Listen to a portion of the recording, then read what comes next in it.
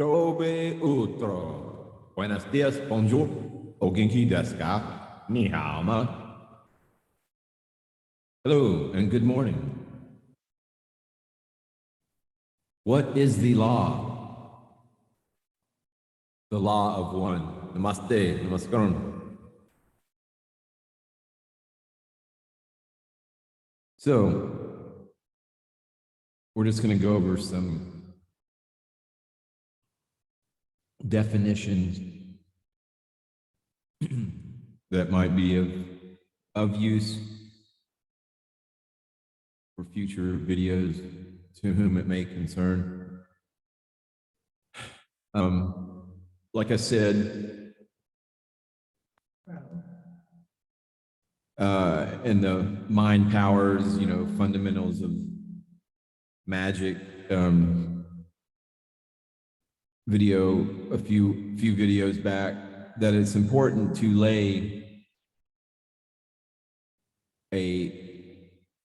or to create a foundation or a consensual understanding among people, or a language, of terms and mutual understanding for that one person out there who may be sincerely finding any of these videos of value, and not just, an opportunity to make ignorant comments in the comment section on the videos.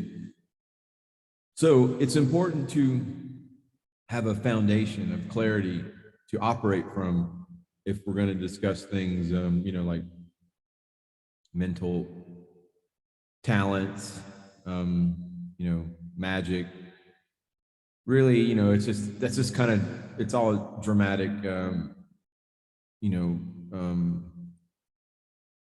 it's dramatic situations in a way to kind of make something, a little more interesting, perhaps, to compete with the, the virtual reality universe that most people might find as, their direction in life, to boldly and willingly go to that digital concentration camp, which I am a firm belief that that's what it's really all about. Metaverse and virtual reality, and that virtual reality as a surrogate for what we're here for, and that's to realize that we're divine and to ascend into the higher dimensions of understanding, to embrace the law of one, which is unified consciousness, which is, however you want to think about that, if you do. But if you don't, here are some definitions to arrive at a consensus of understanding of what the law of one is about, and why is it important, and why all of a sudden, I got this new gimmick, I guess, like instead of, eventually I'll either one, learn how to say good morning and hello in every language of the world, or I'll have a new gimmick. And maybe this is the new gimmick, is what is the law? The law of one. So I like it. I'll go with that for now. So social memory complex. And so, and this, okay, so let's back up then. Ra, the law of one. This is information. Law of one, introduction. And this is material, if you're not familiar with it, that was, I guess, conveyed or transmitted through this technique of channeling, which was probably, I guess this group started like back in the maybe mid-'80s. They were like a meditation group, and all this sort of organically developed from their work. And this entity, a higher dimensional entity, who is referred to as Ra, R-A, and that's what this is all about. So first chance channeling, when Elaine, a member of the meditation group, died, someone suggested that I try to contact her. I could not say no. After some moments of consciously offering myself for the contact with Elaine, I became unaware of the passing of time. And when I awakened, Tom had what sounded like Elaine's voice on tape. speaking through me. That was my first experience with trance. No, Carla had already, and this is I guess, members of the group, Don Elkins, over 20 years. These people that were all involved in this group were this entity, higher intelligence entity, Ra, began communicating to them. So that's what this is kind of leading up to. The next contact was Ra. This work was extremely draining on me. I did not want to continue. However, only a few days later, I received a new contact, which I had never had before. As I do in all cases, I challenged this entity in the name of Christ, demanding that it leave if it did not come as a messenger of Christ consciousness. It remained. So I opened myself to its channel. I went into trance almost immediately, and the entity, which called itself Ra, began its series of contacts with us. So this is what this is all about. And you have to understand, Jesus Christ, Jesus is the name of the individual, the historical, and all that's debatable. What his real name was, Sananda. Muslims believe he didn't die on the cross. Jews don't even believe, they had him killed. And then so it's debatable, blah, blah, blah, blah. But what is not debatable, what is fact, and this fact is aloof, and it's not even, it's irrelevant. Historical reality has no impact on the fact that Christ, the word Christ is a title, okay? It means the anointed one. So when this person is talking about they challenge in the name of Christ, demanding that leave it come as a messenger of Christ consciousness. Christ consciousness is something that is a elevated perspective of spiritual evolution that everyone, and it's universal, it's multi-universal. That's where the term Christed extraterrestrials come from. So Christ is this, it's a agreed upon and understood title, term, or phrase of referring to a higher elevated level of consciousness, which, yes, the historical Jesus did attain that title, Jesus Christ. So that's what this is all about. They're vetting the information and the energy that's coming through to them, because there's dark astral energies out there. There's energies, demonic energies, sure, in the lower astral realms, and that play with human consciousness that aren't aware of those things. But anyway, this is a higher, elevated, like way higher seventh dimensional type of entity. So that's what they're making sure that that's the case, and that's what they did. So here we go. Procedure. James gives Carla a half-hour back, I guess, massage before each session, because she will have to remain absolutely motionless. So then we meditate so that the harmony we try to produce in our daily lives will be intensified, so our desires are unified. Singular desire exceed contact raw. So this is just kind of the preliminaries and kind of the nuts and bolts of the channeling, how this worked, and then the fatigue and what was all involved in it. And so there you go. But I'm not so much interested in that. I just want to kind of get in and talk about these terms that are fundamental sort of terms going forward to discuss this topic, the law of one and what it's all about. So you have social memory complex, a large group of completely integrated souls, a group soul for short. Then you have your mind, body, spirit complex, is the person, human, or entity having free will, which is all of us. You have free will to turn this video off or leave a nasty comment or upvote it or download it, whatever. That's your free will. That's what we are as a mind, body, spirit complex. Catalyst, a stimulus for growth, something that presents a challenge and an opportunity to learn a lesson, such as these videos, this Aumbonda BitChute channel and YouTube videos. Stimulus for growth, if you will. Then we have density, which you may have, third density, 3D, 4D, 5D. This is the explanation of that, a density of consciousness, okay, or density of vibration, frequently used by Ra as an analog or as an example to what is currently thought of as dimensions in the universe. The densities are organized into an 8-fold octave system, analogous to the musical octave and the visual light spectrum. Therefore, the higher the density, the higher the level of consciousness. Wanderer, a higher density soul that has volunteered to incarnate as human with a contractual agreement to forget its true soul nature throughout its human life unless it consciously desires to seek the information. Harvest, also known by the more conventional term ascension.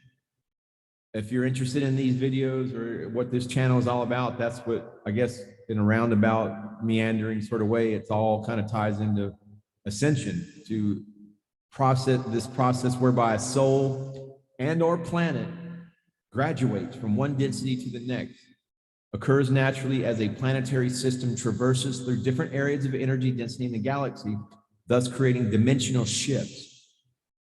These shifts occur in precise measurable cycles of time. Earth is very soon to make such a shift.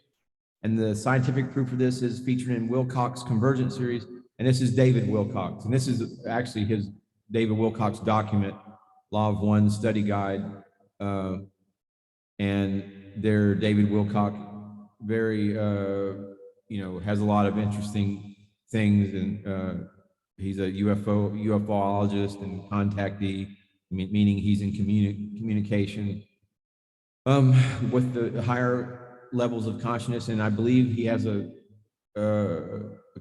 connection with the blue avians, very high 12th dimensional Christed extraterrestrials. So that's David Wilcox. That's his URL. I don't know if it's still, that URL is still active. I won't worry about it, but there you go if you want to type that in. And then distortion.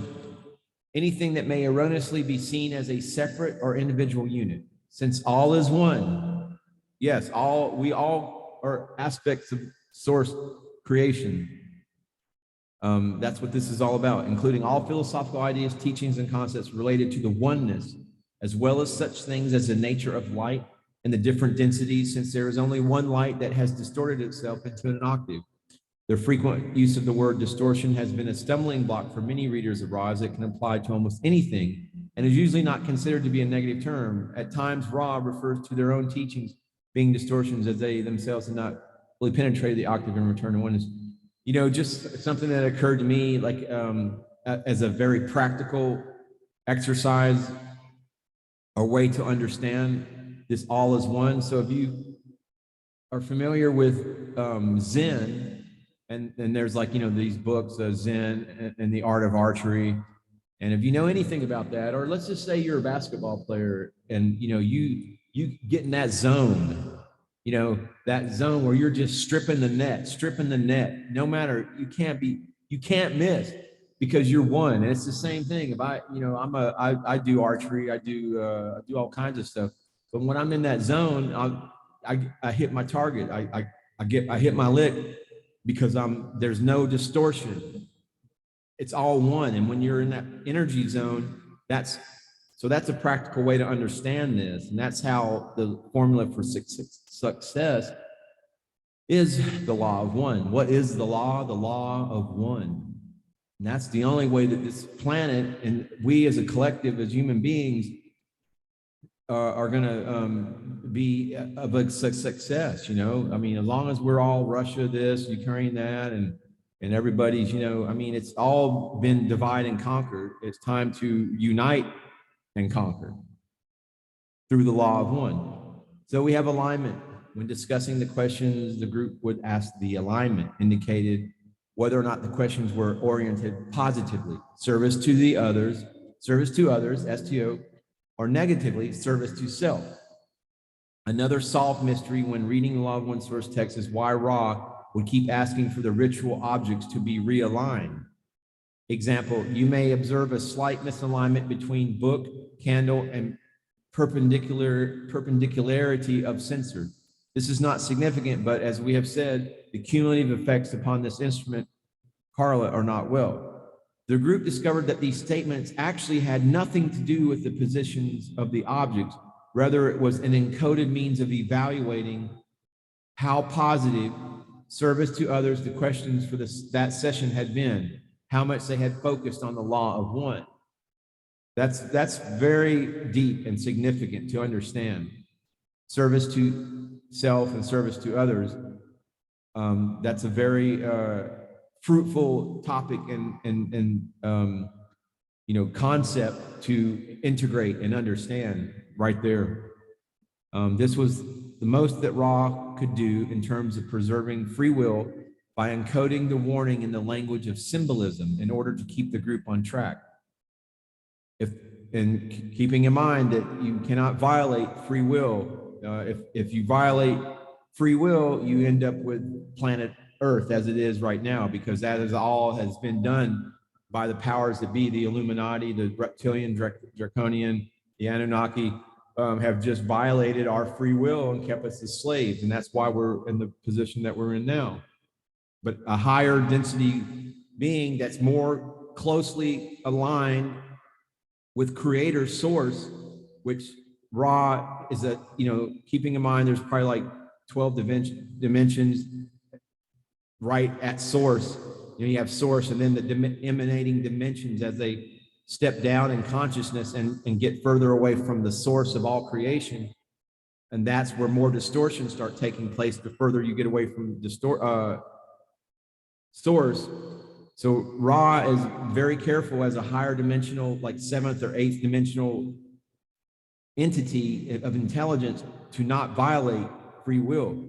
But when you get down to lower dimensions, like these 3rd and 4th dimension reptilians, I mean, that's what they're all about. That's the only way that they can do things is through, and that's why they're in the position that they're in, being kicked off this planet and out of this universe and being put into a situation where they can finally start to learn the law of one instead of divide and conquer and kill and just ego, living the ego. And that's what they've created for themselves. That's where they're going to go and live that until they learn their lessons. That's what this is all about, learning lessons to elevate your consciousness. So elevate and merge back with source, ultimately. So if the group asked too many misaligned questions and did not listen to the symbolic warnings to cease and desist asking such questions, i.e. asking about anything not directly oriented towards the evolution of mind, body, and spirit, that's what high magic is. That's what white magic is. That's when you're thinking of magic in these studies of magic, white magic, it's all about oriented towards your evolution of consciousness, mind, body, spirit, not, getting more money or whatever, although that can find its way into white magic, it's not through greed. So you have to understand that. So that's what that's all about.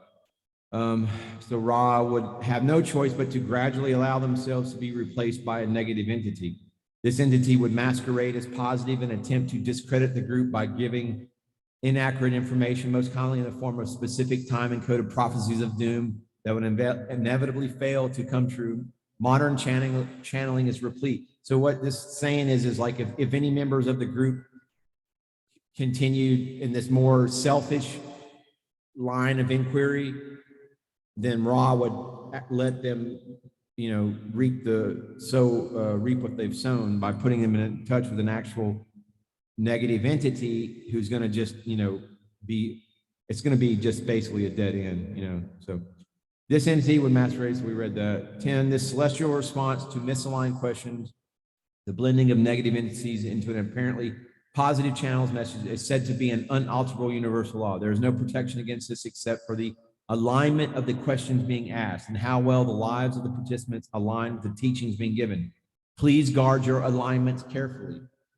Yes, that's the fact. That's going to be the title of this video. Please guard your alignments. Well, I'll have to download it. I'll download it right now. There's a document.